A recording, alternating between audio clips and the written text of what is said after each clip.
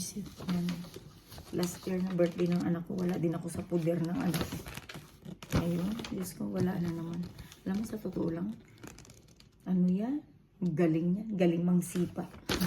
So, sige lang.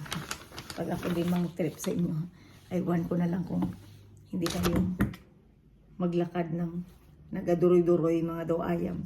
Total ay anad mga daw ayam man may kamo. Mahilig ka mo mag-bla-bla ng mga buhay ko. Kung gusto niyo akong siraan, sinisiraan niyo ko sa anak ko. Sige lang. Mangkot, ay Rahelia, sino bumili ng gamit ng anak ko? Ah, ikaw. Ikaw, Epal. Na makapal ang mukha. Ay Rahelia, asan yung gamit mo dyan? Ah, wala dito, wala doon. Nasa utak mo. Nasa utak mo na ano, sabog. Adik. Hindi ka magpatukhang, di ba? Kaya alamera. Alam mo kung sino. Ano bang hinahanap mo? Gamit mo dito?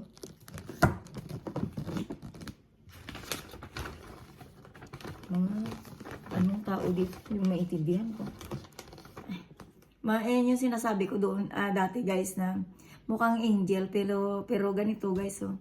Nakita mo ang sungay ito sa nga nagasurog gamurat pa ayan sa ano sa impyerno murangid ang itsura. Daw kaya daw ano no daw ay nami wala dang itsura. May dyan nga may nami ang itsura may dyan nga daw pralansyahan rin ng ano hindi rin magawa ng paraan kapag ginamit mo ang ano mga anti-aging. Nako, hindi na yan gagana, guys. Alam mo kung anong gagana dyan? Ayun, planchahin mo na. Kasi makapal ang mga mukha ng mga yan. Nagkaka-wrinkles na yan base sa kademonyuhan nila. O, diba? Ayun, guys. Tapos, magpapanggap yan sila, guys, na ano, pinag-uusapan sila. Oo nga, pinag-uusapan na talaga kayo ngayon. Alam niyo kung bakit? Kapal ang mukha nyo, eh. Sa sobrang kapal ng mukha nyo. Diyos ko, naamag-amag na. Gusto nyo sumama sa akin? Tapos kung saan nalalanding na magkape kayo ng magkape, lumamon kayo ng lumamon para paglabas nyo ng airport nagburagwak na kayo sa pagiging patay gutom nyo. Alam mo kung ako nagbibigay sa inyo ng pagkain, no, stewardess, ako promise, gagawa ako ng paraan na para, alam mo yun, magtai kayo ng magtai kahit na nasa immigration. Napila ka sa immigration, walang kubeta, yung alam mo yun na wala no choice ka. Ay, gusto ko yung naigit kayo sa panty nyo. Kasi kahit sa airport naman nagdudukit kayo, di ba? Diyos ko, dinaig nyo pa yung may duplicate kayo sa puwet nyo na wala kayong pakialam kahit airport doon, mag-ano kayo. Tapos sasabihin nyo damak. Ay, kasi hindi nyo silipin yung panty ni Jayna. Diyos ko, punong-puno na ng Diyos ko. Nawigit pa binang panty nga na. Nagpapultang. Ay, Diyos ko, Lord. Ano ba yan? Namet, namuran. Alain nyo nga silip sa akin. Ay, nako ako.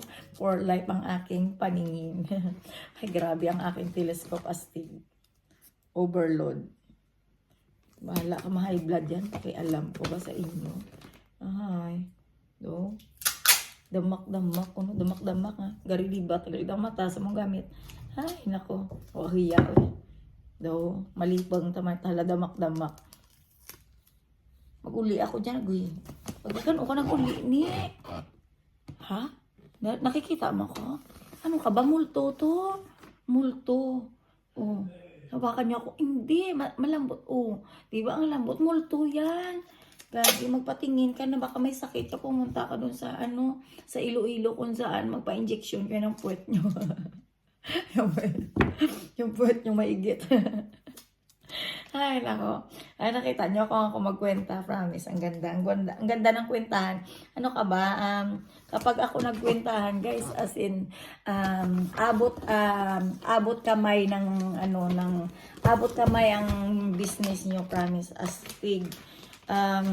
Basta saktong-sakto, walang kulang, walang labis. Ila nga, may YouTube tumitino wala sila, no? Imagine last year yung pera ko naubos dahil kakabangbang dukot nila. O diba? Kaya wise na ako ngayon, guys. Marunong na ako. Ganito lang yan. Ano ka ba? Ganyan lang ang bilangan sa mundo. Kwentahin mo na habang namimili ka pa para hindi ka na mabangbang dukot. Pero gusto ko guys, ano ka ba, kung pumipili pa lang sila, ay sir, kasi ano yan sir, out of stock. Ito sir, hindi na to pwedeng ibenta. Ganun ninyo sila guys, alam nyo kung bakit? Ay nako, ang ganda-ganda ng tawa niya kapag may nabibiktimang Pilipina.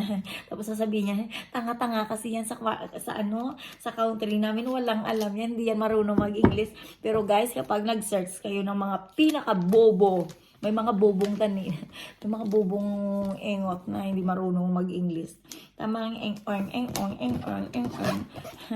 Tapos sasabihin na, gusto kasi nang pinag-uusapan. Oo nga, sikat na sikat kayo ngayon.